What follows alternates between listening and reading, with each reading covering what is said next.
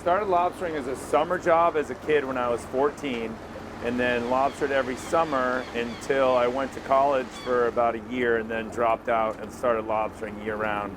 So I've been lobstering for 35 years in total. All right, so that is a beauty. So every lobster has to be at least 3 1/4 inches to keep it across his back. So what we do is we hook this right behind the lobster's eye, the back corner of his eye socket, and then we watch carefully to see where this point touches. If that lands on the lobster's back, he's big enough. If it touches beneath the back, he's too short, and you can see that one easily touches on the back. This one we can keep. Every time we get a keeper lobster, we have to check the sex. So on the females, we're always looking for eggs. And when a female is carrying her eggs, the entire bottom of her tail would be covered with thousands and thousands of little black dots. So if we catch one of those inside the trap, we're gonna set her free. But before we do, we're gonna mark her as a breeding female. So what the lobsterman does is we take something sharp and we leave a scar on the second tail flipper from the right. We actually mark it with a scar.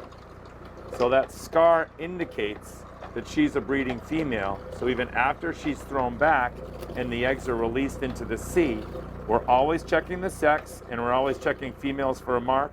If the female has a mark, she gets thrown back for the rest of her life. The Maine fishermen thought this law up and had it passed in the 1930s to protect the breeding females. I'll just go through the measuring process, and is that a little bit too short?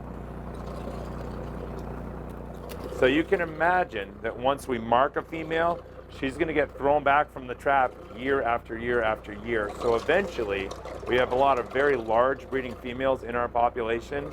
Those large females need a similar sized male to mate with. So we also need to protect some big males to mate with the big females.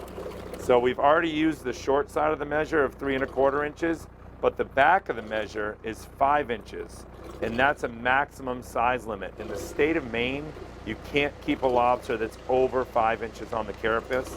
So that guarantees that we preserve some big males to keep mating with the big females that we've saved by notching their tails. But this is one of the primary reasons why our lobster population in the state of Maine is still so high. We're doing such a good job to conserve the breeding females.